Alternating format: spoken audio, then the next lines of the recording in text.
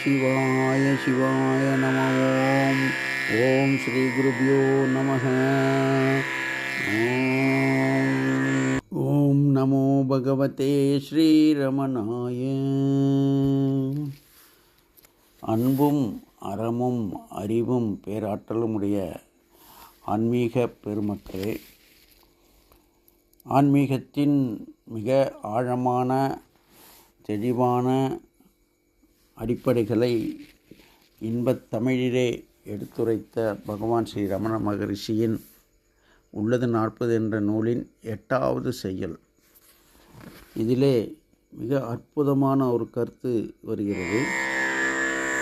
எப்ப ஏவேட்ட உருவில் ஏத்தினும் ஆற்றேருருவில் அப்பொருளை காண்பழியதாயினும் அம்மை பொருளின் உண்மையில் தன் உண்மையினை ஒருதொடுங்கி ஒன்றுதலே உண்மையில் காணல் உணர்.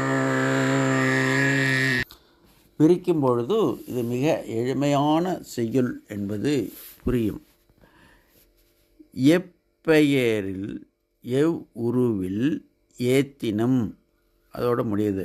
எப்பெயரிட்டு, எப்பெயரிட்டுனா எந்த ஒரு பெயரை வைத்து ஏதோ ஒரு உருவம் கொடுத்து ஏத்தினும் வணங்கினாலும், உபாசனை செய்தாலும், தினந்தோறும் பூஜை செய்தாலும், ஆர் பேர் உரு இல், யார் ஆர்னா இங்கே யார், பேர் உரு பெயரும் உருவும் இல் இல்லாத, அப்போ நாம ரூபம் அற்ற, சமஸ்கிருதத்தில் சொல்கிறோம் நாம பேர், ரூபம் உரு, இல் அற்ற, ராமரூபமற்ற அப்பொருளை, பரம்பொருளுக்கு இது நாமம் ரூபம், அந்த பொருளை காண் வழியதாயினும் அதை காணக்கூடிய வழி அதுவே என்பதை ஏற்றுக்கொள்ளலாம்.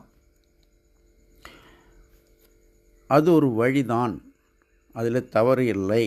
அப்படிதான் எல்லோரும் செய்து கொண்டிருக்கிறார்கள். இப்போது ஸ்ரீவித்யா உபாசனை என்று உள்ளது. 12 வருடங்கள் தொடர்ந்து ஒரு நாள் கூட விடாமல், எந்த நோய் நொடி வந்தாலும், எந்த பிரச்சனை வந்தாலும் உபாசனை செய்ய வேண்டும். தினமும் ஸ்ரீவித்யா உபாசனை, அம்பாளை பூஜை செய்வது 4 மணி நேரம் 5 மணி நேரம் ஆகும், பல மந்திரங்கள் கூறி. அதுபோல் என்ன பேரை வைத்தாலும் சரி, என்ன உருவெடுத்து கொண்டாலும் நீங்கள் உபாசனை செய்தால் அது அந்த பேர் உரு இல்லாத ஒரு பொருளை காணக்கூடிய வழியாகும். சரி, இந்த செய்யுளுக்கு தர்ஷனம் என்ற ஒரு தலைப்பு கொடுத்துள்ளேன். நம்ம அதை எப்படி இறைவனை தரிசிக்க வேண்டும் அப்படின்னா, நம்ம பூஜை புனஸ்காரம் இப்படி தரிசிக்கிறோம். உண்மையான தரிசனம் என்ன? மெய்ப்பொருளின் உண்மையில், அந்த மெய்ப்பொருளினுடைய பரம்பொருளினுடைய உண்மை தன்மையில், உண்மையாகவே தன் உண்மையினை, உங்களுக்குள்ளே இருக்கக்கூடிய உண்மையினை, மெய்ப்பொருளை ஓர்ந்து ஒடுங்கி என்ன ஒன்றுதல் ஆகிவிட்டு வருது, ஒன்றாகி விடுவது. நம்மளுடைய மெய்ப்பொருளும் அந்த பரம்பொருளினுடைய மெய்ப்பொருளும் ஓர்ந்து ஒடுங்கி ஒன்றாகி விடுவது, ஒடுங்கி ஒன்றாகி விடுவது. அறிந்து, ஓர்ந்துனா ஆராய்ந்து அறிந்து புரிந்துன்னு அர்த்தம். ஓர்ந்துனா அப்போது ஞானம் கூடி இருக்க வேண்டும். இதில் ஒரு விஷயம் இருக்கிறது. இப்போ பூஜை புனஸ்காரம் செய்கிறார்கள், அது ஒரு மெக்கானிக்கலாக செய்யக்கூடாது. அதே போல் இந்த இடத்துல தன்னுடைய மெய்ப்பொருளும் அந்த பரம்பொருளின் மெய்ப்பொருளும் ஓர்ந்து நன்றாக ஆராய்ந்து ஒடுங்கி அதனோடு ஒன்றோடு ஒன்றாகி ஒன்றுதலே உண்மையில் காணல், உண்மையான தர்சனம் என்று உணர். எல்லாவற்றுக்கும் உயர்ந்த ஒரு உண்மையினை நான் காண வேண்டும். பல உண்மைகளை காண்கிறோம். உண்மைகள் பல தட்டுக்களிலே உள்ளன. மிடில், மேலே டாப், அதுக்கு மேலே என்று உண்மைகளை நம்ம அறிந்து கொண்டு போகும்போது அந்த மெய்ப்பொருள் பலவாறு வேறு வேறு தலங்களில் இருப்பதை காணலாம். எல்லாவற்றிற்கும் மேலான ஒரு தலத்தில் இருக்கக்கூடிய மெய்ப்பொருளை காண வேண்டும் என்பது ஒரு விதி. அதுவே உண்மையான தர்சனம். இப்போ 2வது தட்டிலே ஒரு தர்சனம், 4வது தட்டிலே ஒரு தர்சனம், எல்லாவற்றிற்கு மேலே என்ன இருக்கிறது என்று பார்க்க வேண்டும், அங்கே என்ன கிடைக்கிறது என்று பார்க்க வேண்டும் என்று சொன்னால் அது உண்மையான தரிசனம் என்பது அந்த பரம்பொருள் மெய்ப்பொருளில் என்னுக்குள்ளே இருக்கக்கூடிய மெய்ப்பொருளை ஒன்றாக்குதல். இதை யோகாவிலே சொல்கிறாங்க. ஆத்மாவும் பரமாத்மாவும் ஒன்றுபடுதல் யோகா என்று ஒரு வார்த்தை உண்டு. அதுதான் இது. உண்மையான தரிசனத்துக்கு எங்கே போக வேண்டியதில்லை, வெளியே போக வேண்டியதில்லை, எங்கெங்கேயோ போக வேண்டியதில்லை.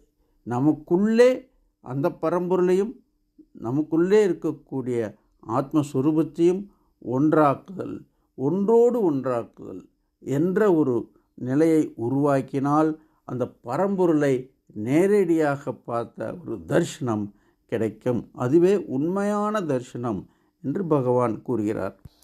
தன்னைத்தான் அறிதல் உண்மையான தரிசனம் என்பதுதான் பகவானினுடைய ஞான உபதேசம்.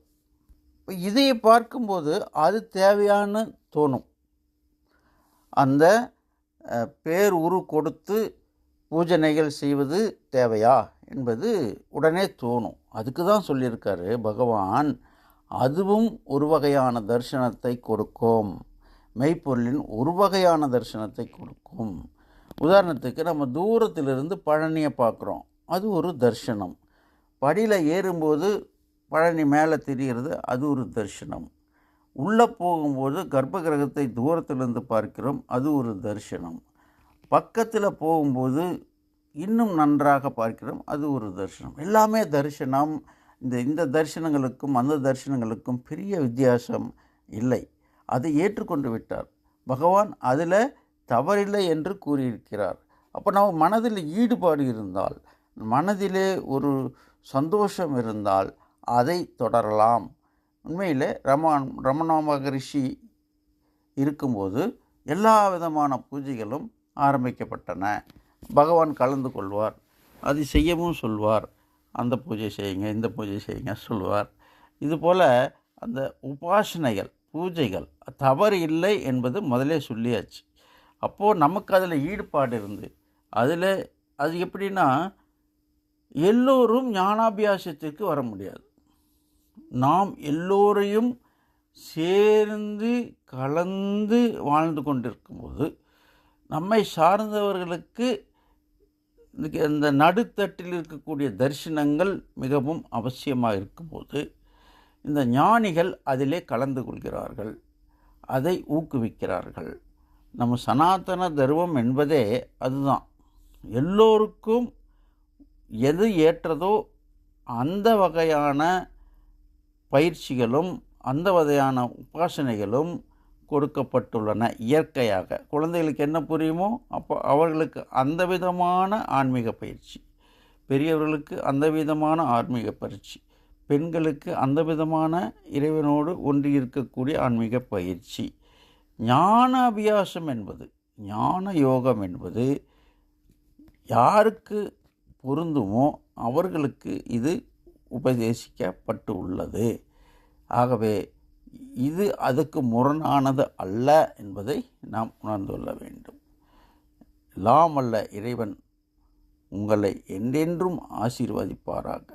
எல்லோரும் இன்புற்றிருக்க வேண்டும் என்பதே அல்லாமல் வேறொன்றும் அறியேன். பராபரமே. ஓம் நம சிவாய.